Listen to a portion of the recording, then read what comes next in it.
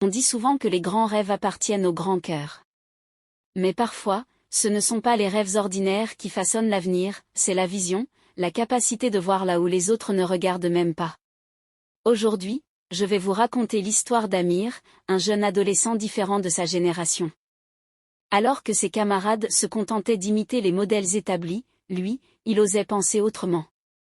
Là où certains voyaient une route toute tracée, Amir voyait un océan à explorer. Entrons maintenant dans l'univers d'Amir, ce jeune visionnaire dont le parcours va bouleverser ta façon de voir la réussite, une histoire inspirante que tu ne voudras pas manquer.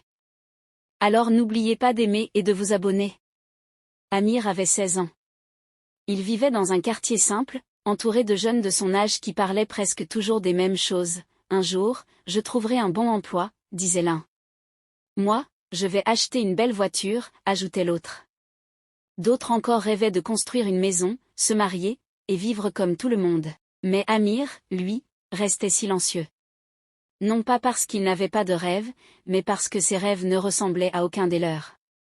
Il pensait profondément, pourquoi devrais-je vivre attaché à la corde des habitudes? Pourquoi me limiter à ce que la société pense être la réussite? Si Allah a donné à l'homme une raison, c'est pour voir plus loin. Amir avait une passion, la science et la recherche autodidacte. Chaque soir, quand ses camarades traînaient devant les boutiques du quartier, lui ouvrait un vieux ordinateur que son oncle lui avait offert. Internet n'était pas toujours stable, mais il s'accrochait. Il lisait des livres numériques, suivait des conférences gratuites, et remplissait des cahiers entiers de notes. Là où les autres apprenaient pour réussir à l'école, Amir apprenait pour comprendre le monde. Il voulait inventer, créer, découvrir. Il voulait bâtir un avenir où les opportunités professionnelles ne dépendaient pas seulement des diplômes, mais de l'innovation et de la créativité. Pourtant, sa différence lui coûta cher. Dans le quartier, certains se moquaient, Amir perd son temps. Il croit qu'avec ses livres il va changer le monde? Il rêve trop haut. Il finira comme tout le monde. Même certains professeurs doutaient de lui, lui conseillant de rester réaliste. Mais Amir ne répondait pas. Dans le silence, il endurait. Il travaillait. Il échouait souvent. Combien de fois ses projets d'expérience ne fonctionnaient pas?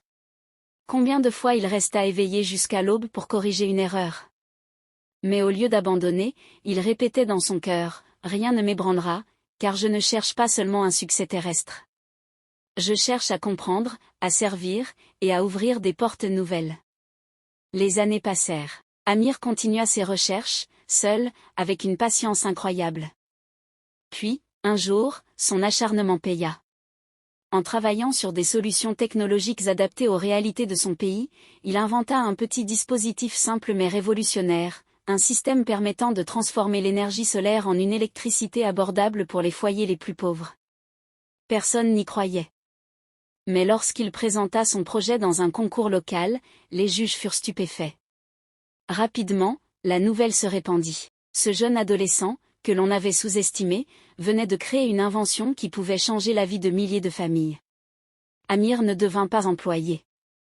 Il devint employeur, fondateur de sa propre entreprise. Mais ce n'était pas une entreprise ordinaire. Il embaucha d'autres jeunes, leur donna des formations, et les invita à innover à leur tour. Pour lui, le succès n'était pas de posséder une voiture de luxe ou une grande maison, mais de servir son peuple de la manière la plus large et généreuse possible. Et malgré son succès, Amir resta humble. Il savait dans son cœur, ce n'est pas ma science. Ce n'est pas mon effort. Ce n'est pas mon abnégation. C'est uniquement par la miséricorde d'Allah. Ainsi, il remerciait abondamment son Créateur, le louant jour et nuit pour cette grâce immense. Moralité. L'histoire d'Amir n'est pas seulement celle d'un adolescent visionnaire. C'est une leçon de vie pour chacun de nous. Première leçon, n'imite pas les rêves communs si ton cœur voit plus loin. La vraie réussite n'est pas de suivre la foule, mais de suivre ta vision. Deuxième leçon, les échecs ne sont pas des murs, mais des marches. Chaque erreur est une leçon, chaque difficulté un professeur silencieux.